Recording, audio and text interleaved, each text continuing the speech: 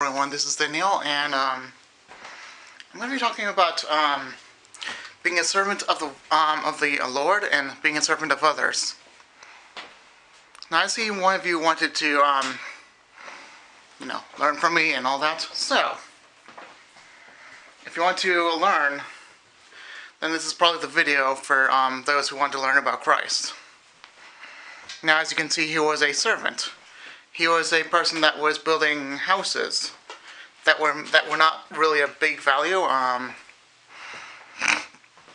Many of those houses were, they built were basically either torn down because they were too old, or they were basically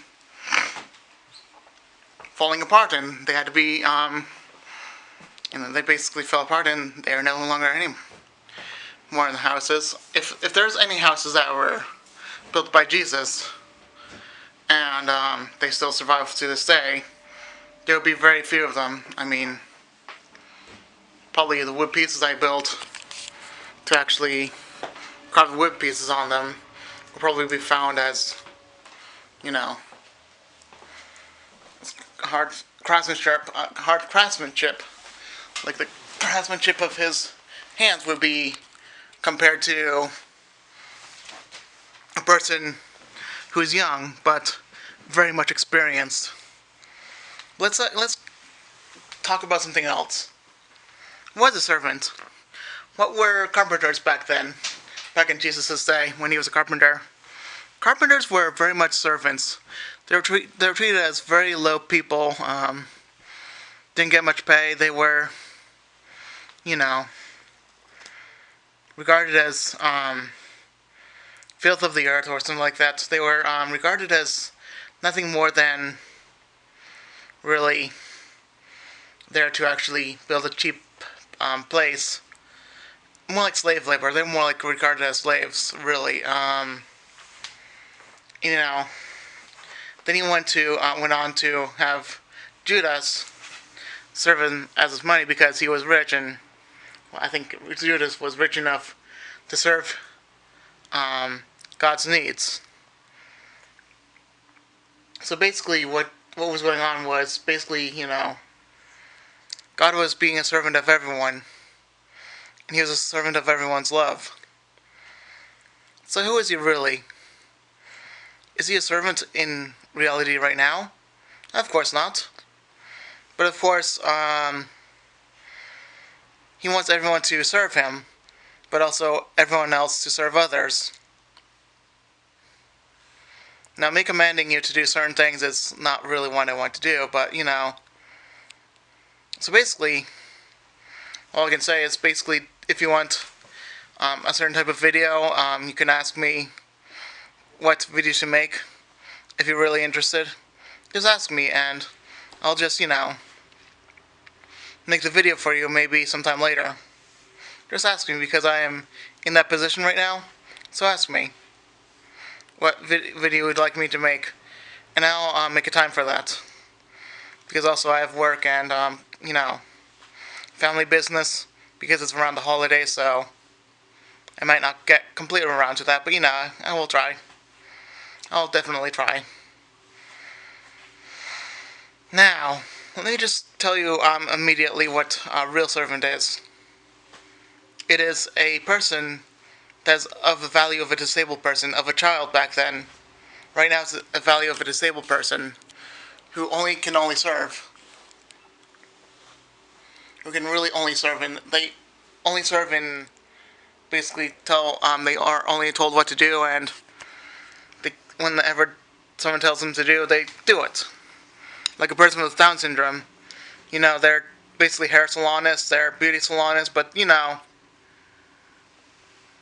actually, whenever you tell them do this, they actually do that. They're actually like children. People with Down syndrome are literally like children, especially in that day, in that regard, because when you have a person with Down syndrome, they're actually childlike in every way. They actually have the best influence over all the disabilities. And with autism, you're just a thinker when it comes to that thing. that they want to do is whenever they want to, whenever an autistic person wants to talk about Christ, they will really go right at it and talk about Christ. And basically, an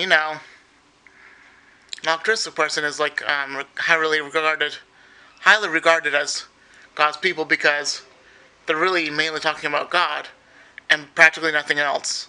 And those are the few autistic people that are going on talking about God. But basically, as a person with Down syndrome, they know exactly in the person's heart, no matter what. They look. The person with Down syndrome literally look at the they look at the book's cover, and the person says, "Do not look at the person's.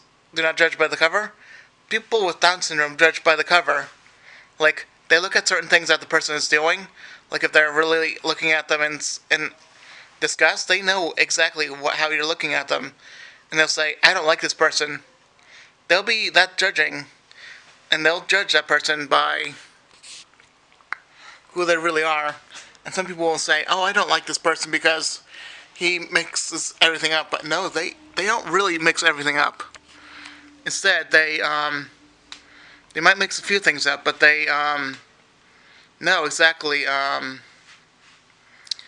they know exactly how their person is doing. Like they might get the wrong person, but they know the right person by right character. So if you see a person with Down syndrome, say, "I don't like you," change your heart.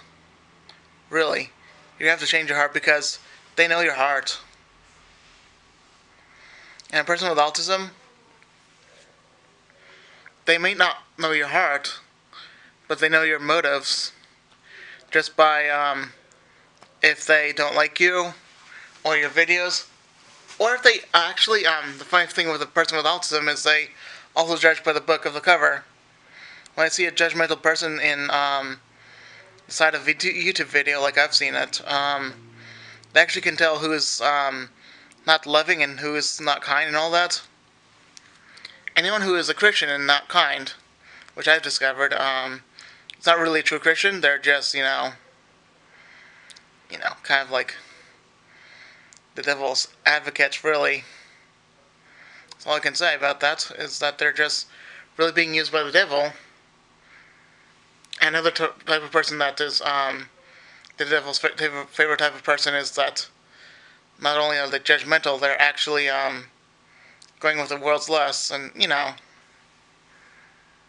actually being not only judgmental, but they're actually rebelling against their parents and all that.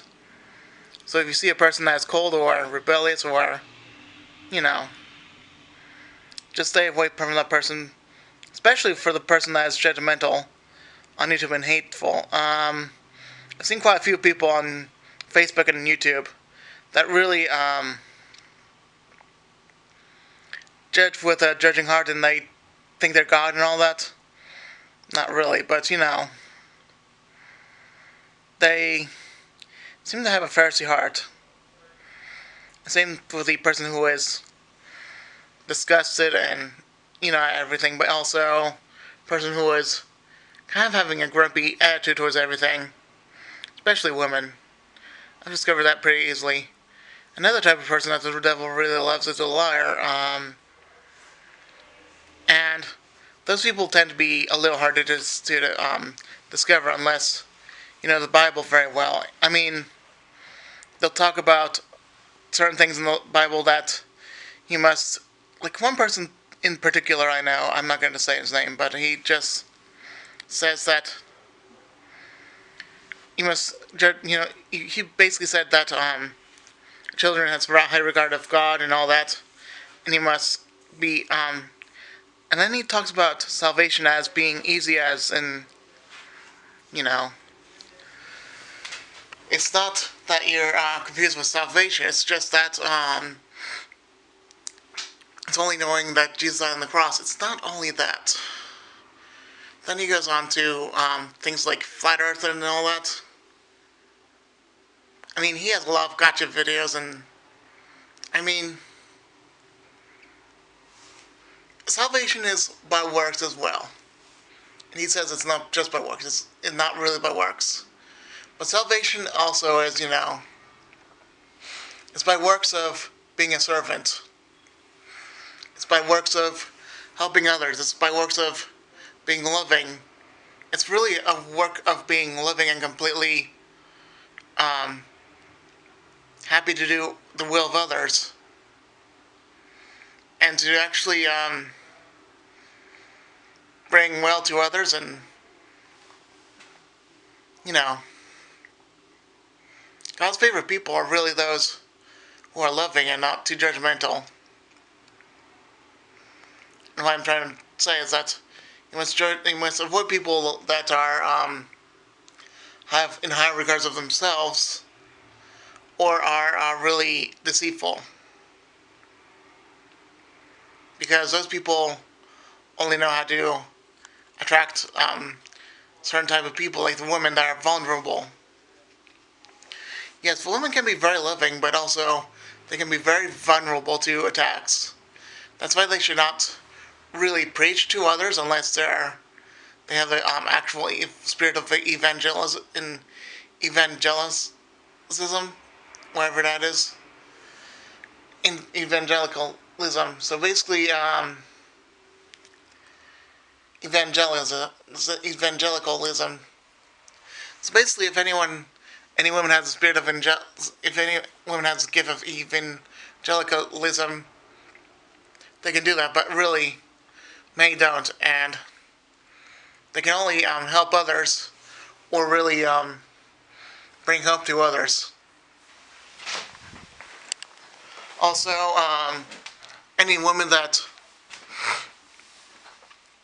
preachers, they have to be praying a lot, because they can be under a spiritual attack really on a regular. Like they're on attack, spiritual attacks on a regular, and it's easy for the women to actually be used by spirits, because they're the first one to sin. They're really behind men in some ways, especially in preaching and all that. The few ways that they're above what men is basically loving and being kind and loving in that way, and then caring for children. Men are behind women for that. But men are basically for authority of the world, and men are basically for hard work and for being a servant, and really for evangelicalism and other gifts like that. So yeah,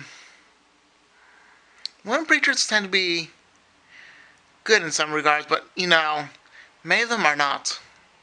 So please be very careful. If you see a man preacher, that's probably a person who is like high regard for God, unless they are treacherous and unloving and all that. So basically, and also for the highest of high men, they are disabled, they're children, and they're very weak and strong in faith, truly beautiful. They have the best regard for everyone. They want to help others. They know inside of everyone's hearts. And they're the most caring people that could possibly, the most caring person that you could possibly find in the world. They have huge regard for humanity. Same with me. Same with me, because I have autism and I focus on one thing or another. And this one thing is Christianity. And, God really cares for certain people that really want to get the message through. Even if it's rare to get the message through, but He really cares for these people. Someday, these people will be found, and they'll be the greatest in heaven, and they'll be having the highest glory. And finally, their paradise is known in heaven, and all the glory of all the world, to all that know them. In Jesus' name I pray, amen. Alright, I'll be done now, okay? Bye.